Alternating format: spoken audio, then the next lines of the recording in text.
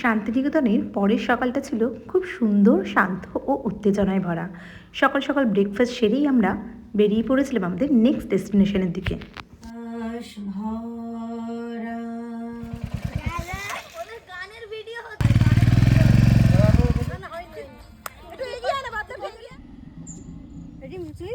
One, two, three, start.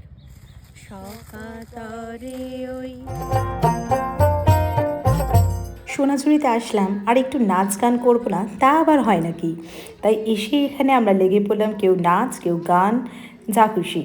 এবং এর মধ্যেই অনেকটা সময় নিজেদের মতো করে সুন্দরভাবে কাটিয়ে নিলাম। চলে এলাম আজকে আমাদের নেক্সট হোমস্টেতে, যেখানে আজ থাকবো, এবং হোটেলটা এতটাই সুন্দর যে এটা নিয়ে না বললেই নয়। চলো একটু ঘুরে দেখি ভেতরটা। খুব সুন্দর করে সাজানো হোমস্টেটা। ভেতরের সব ঘর, ড্রয়িং রুম সব কিছুই যেন যত্ন করে সাজানো, একদম ঘরের মতোই শান্ত আর সুন্দর। সব কিছু এত সুন্দর আর পরিপাটি করে আছে যে এখানে থাকতেই ভীষণ মন চাইছে।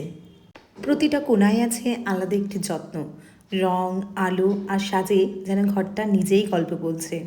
ভেতরে ঢুকলেই একটা আলাদা শান্তি অনুভব হয়। সব মিলিয়ে একদম হোম অ্যাওয়ে ফ্রম হোম।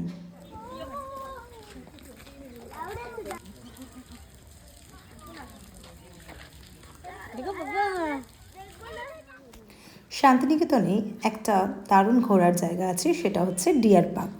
এই ডিয়ার পার্কে ঢুকতে কোনো রকমের টিকিট লাগে না, শুধু দেখাতে হবে আইডি প্রুফ। আর এই ডিয়ার পার্কে ঢুকে আমরা যা দেখলাম, প্রায় আনুমানিক 40টা হরিণ আছে, এবং দেখে তো শুধু একটাই গান গাইতে ইচ্ছা করে, তোরা যে যা বলিস ভাই, আমার সোনার হরিণ চাই।